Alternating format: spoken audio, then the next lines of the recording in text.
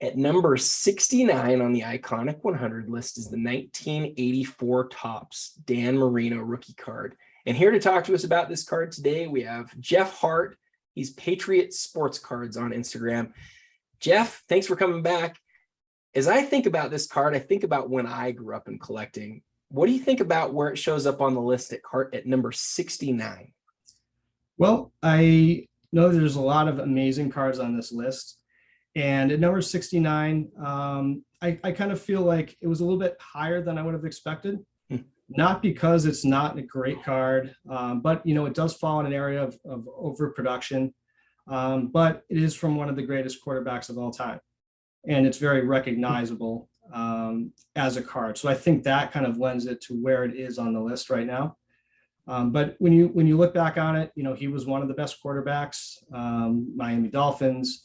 And if you have collected that 84 set, it's those two cards that you really always wanted to get, which is the Marino and the Elway.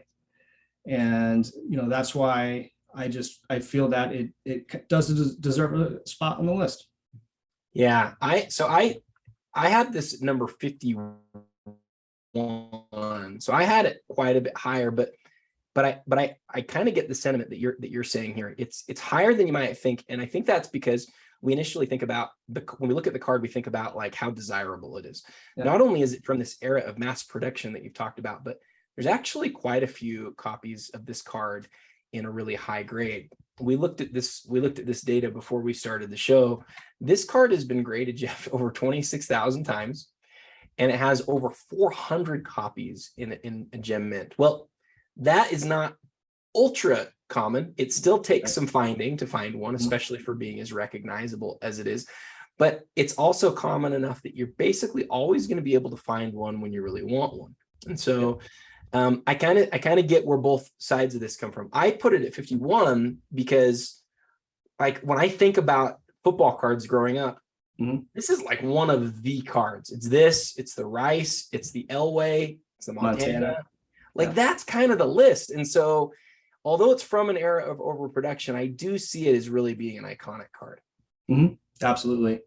And it's one of those cards where you're just like, you're a football card collector, and even if you're not a football card collector, it's like, I'd like to own one of these at some point in time. And the fact that it is attainable just makes it that much more easy to have as a part of your collection. Do you think if Marino would have won Super Bowls, it could have been a lot higher and it could have been a more sought after type of card? Definitely. I mean, I feel like the population does hold it back from those that are more collectors for rarity sake.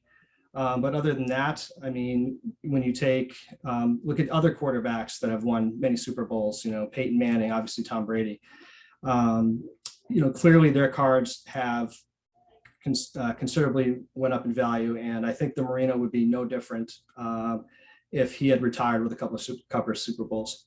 I think the other thing that I'd like to highlight here is that the good thing about this era, is before we get into the late 80s, is at least there's no confusion about which card is the card for each player. That there might be a lot of this one, it might be fairly common, but we know it as the Dan Marino card. There's no question when you think about, which card is the main card for him. We were looking at this the other day. Kevin Durant doesn't have a card on the list. Really? And I think part of that is that some people voted for his Chrome card and some people voted for his Exquisite card, but you kind of don't know which one is more iconic or which one is more recognizable. For Marino, there's no question. And so that sort of lends itself to him, being where he is on the list. Again, that's card number 69 on the Iconic 100 list. I'd like to thank Jeff for taking the time today to go through it with us. Tomorrow will be card number 68. And until next time, happy collecting.